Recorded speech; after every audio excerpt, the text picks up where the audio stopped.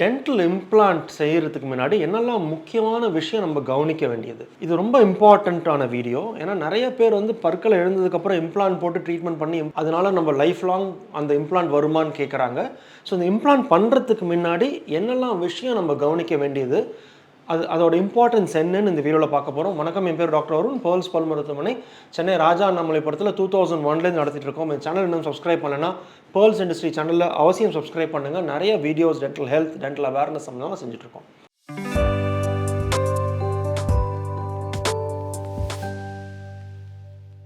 Okay, dental implants பண்ணுறதுக்கு மேலே என்னெல்லாம் கவனிக்கணும்? முக்கியமாக என்ன புரிஞ்சுக்கணும், நம்ம பல்ல எழுந்ததுக்கப்புறம் தான் டென்டல் இம்ப்ளான்ஸ் பண்ணிக்கிறோம்.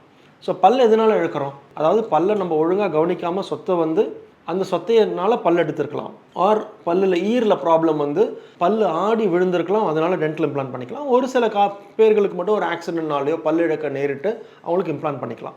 ஸோ நம்ம பற்களை வந்து ஒழுங்கான பராமரிப்பு இல்லாமல் பற்களை இழந்துட்டோம், அதனால தான் நம்ம டென்டல் இம்ப்ளான்ட் பண்ணிக்கிறோன்னா முக்கியமாக நம்ம கவனிக்க வேண்டியது நம்மளோட ஈர் ஹெல்த்தையும் பல்லு ஹெல்த்தையும் எப்படி நம்ம மெயின்டைன் பண்ணணும்னு ஃபஸ்ட்டு கற்றுக்கணும். ஏன்னா பற்களுக்கு வந்து உள்ள அந்த ப்ரஷ் பண்ணி க்ளீன் பண்ணி மெயின்டைன் பண்ணுற மாதிரி டென்டல் இம்ப்ளான்ட்டையும் ப்ரஷ் பண்ணி க்ளீன் பண்ணி மெயின்டைன் பண்ணணும். இது ரொம்ப ரொம்ப முக்கியம். ஸோ நம்மளோட கவனம் இல்லை, ஏதோ ஒரு காரணத்தினால நம்ம கவனக்குறைவினால பற்களையும் ஈரிலையும் மெயின்டைன் பண்ணாமல் விட்டுட்டோம், அதனால் பல்ல இழக்க நேர்ந்துருச்சு அப்படின்னா, இப்போ டென்டல் இம்ப்ளான்ட் பண்ணதுக்கப்புறம் அதே மாதிரி இல்லாமல் நம்மளோட ஹேபிட் இம்ப்ரூவ் பண்ணி இம்ப்ளான்ட்டை எப்படி நம்ம சேவ் பண்ணணும், எப்படி நம்ம க்ளீன் பண்ணி மெயின்டைன் பண்ணிக்கணும்னு ஃபஸ்ட்டு புரிஞ்சுக்கணும். இதுதான் நம்பர் 1 ஸ்டெப். வந்து நம்மளோட மெயின்டெனன்ஸ் வந்து இம்ப்ரூவ் ஆகணும். நம்பர் 2 பார்த்தீங்கன்னா, டென்டல் இம்ப்ளான்ட் பண்ணுறதுக்கு முன்னாடி என்ன நம்ம கவனிக்க வேண்டியதுன்னா, இம்ப்ளான்ட் பொறுத்தறதுக்கு நமக்கு வந்து போதுமான எலும்பு இருக்கா அப்படின்னு செக் பண்ணிக்கணும். போதுமான எலும்பு இருக்கணும். நம்ம உடம்புலையே, நம்ம தாடை எலும்புலையே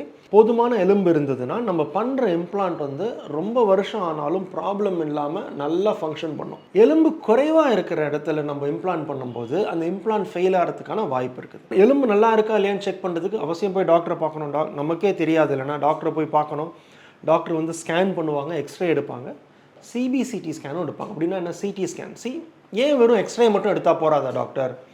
எக்ஸ்ரேல தான் தெரியுமே எலும்பு இருக்கா, எதுக்கு சிடி ஸ்கேன் எடுக்கணும் அப்படின்னு கேட்டிங்கன்னா, எக்ஸ்ரே வந்து 2D வியூ, ஒரு 2 டைமென்ஷன். அதாவது ஒரு அளவுக்கு வந்து நம்ம இம்ப்ளான்ட் வைக்க போகிற இடத்துல ஏதாவது ப்ராப்ளம் இருக்கா, பழைய பற்கள் ஏதாவது அதில் இருக்கா, ஆர் ஏதாவது இன்ஃபெக்ஷன் இருக்கா அப்படின்னு தான் தெரியுமே தவிர அந்த எலும்போட நீளம், அகலம், எலும்போட குவாலிட்டி என்ன, அதெல்லாமே வந்து எக்ஸ்ரேல தெரியாது. அந்த சிடி ஸ்கேனோ சிபிசிடி ஸ்கேனோ எடுக்கும்போது எக்ஸாக்டாக அந்த எலும்போட தன்மை எப்படி இருக்குது, எவ்வளோ நீளம், எவ்வளோ அகலம், என்ன மாதிரி இம்ப்ளான்ட் அந்த இடத்துல பொருத்தினா சரியாக இருக்கும், எல்லாமே செக் பண்ண முடியும். ஸோ இதனால நம்ம சிடி ஸ்கேன் எடுக்கிறோம்.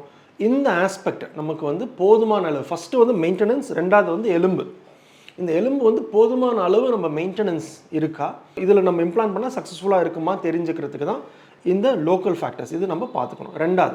மூணாவது இம்பார்ட்டன்ட் திங் வந்து நம்மளோட ஹெல்த் எப்படி இருக்குது. என்னது, நம்ம ஏதாவது சுகர் பேஷண்ட்டா, ஆர் பிபி இருக்கா, அந்த சுகருக்கோ பிபிக்கோ ஏதாவது மெடிக்கேஷன் சாப்பிட்றோமா, ஆர் சில பேர் வந்து வயசாகிடுச்சுன்னா அந்த ஆஸ்டியோபோரோசிஸ், அதாவது எலும்போட டென்சிட்டி குறைஞ்சிரும். எலும்போட டென்சிட்டி குறைஞ்சதுன்னா அதுக்கு சில மெடிசன் சாப்பிடுவாங்க. வாயில் தானே இம்ப்ளான்ட் பண்ணுறோம், நம்ம பிபிக்கு மருந்து சாப்பிட்டா என்ன, ஆர் போனோட ஸ்ட்ராங் பண்ணுறதுக்கு தானே ஆஸ்டியோபோரோசிஸ்க்கு மருந்து கொடுக்குறாங்க, இம்ப்ளான்ட் பண்ணதுனால என்னென்னு யோசிக்காமல் என்ன நம்ம மருந்து சாப்பிட்டாலும், என்ன உடம்புல ஏதாவது ப்ராப்ளம் இருந்தாலும் உங்கள் டாக்டர்கிட்ட போய் கம்யூனிகேட் பண்ணுறது ரொம்ப ரொம்ப முக்கியம். ஏன்னா நம்ம எலும்போட மெட்டபாலிசம், அதாவது எலும்பு வந்து எப்படி கரைஞ்சி எப்படி புது எலும்பு ஃபார்ம் ஆகுது, ரத்தம் எப்படி கரைஞ்சி புதுசாக ரத்தம் ஃபார்ம் ஆகுதோ அதே மாதிரி தான் எலும்பு ஃபார்ம் ஆகும்.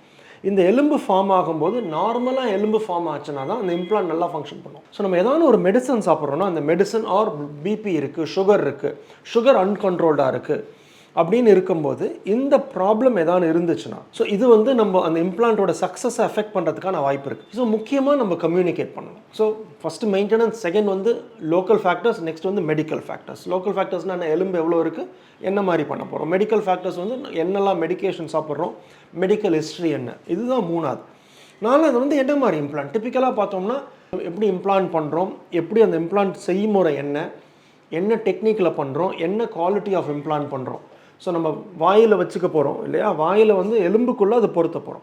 ஸோ அதோட என்ன மெட்டீரியலோட சயின்ஸாக இருக்கட்டும், ஆர் அது செய்முறையாக இருக்கட்டும், அந்த என்ன கம்பெனி என்ன பிராண்ட் இது வந்து நல்ல குவாலிட்டியாக இருக்கிறது வந்து ரொம்ப ரொம்ப முக்கியம். ரூட் ஃபார்ம் இம்ப்ளான்ட் டிப்பிக்கலாக பண்ணிக்கிறது ரொம்ப ரொம்ப இம்பார்ட்டன்ட். நெக்ஸ்ட் அதுக்கு மேலே எப்படி பல்லு வச்சுக்கிறது இதெல்லாம் வந்து டாக்டர் பார்த்துப்பார். என்ன மாதிரி இம்ப்ளான்ட் பண்ணி எப்படி அது மேலே கரெக்டான முறையில் பல்லு கொடுத்தா தான் ப்ராப்ளம் இல்லாமல் ரொம்ப வருஷம் வரும்.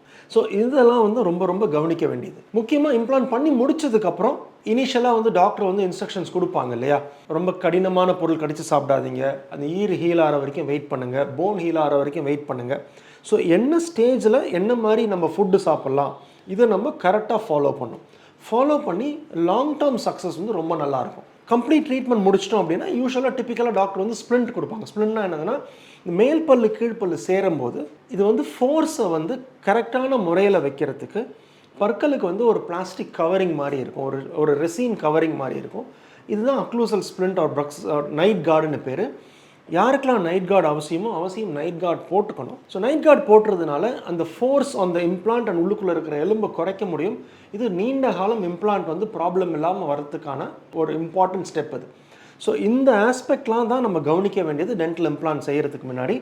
இந்த வீடியோ பிடிச்சிருக்குன்னு நினைக்கிறேன். வேறு ஏதாவது கொஸ்டின்ஸ் இருந்ததுன்னா கமெண்ட் செக்ஷனில் கமெண்ட் பண்ணுங்கள், வீடியோவை லைக் பண்ணுங்கள், ஷேர் பண்ணுங்கள், சேனலை சப்ஸ்கிரைப் பண்ணுங்கள். அடுத்த வீடியோவில் சந்திக்கிற வரைக்கும் டாக்டர் அருண், பேர்ல்ஸ் பல் மருத்துவமனையிலேருந்து பேசுகிறேன். நன்றி, வணக்கம் அண்ட் தேங்க்யூங்க.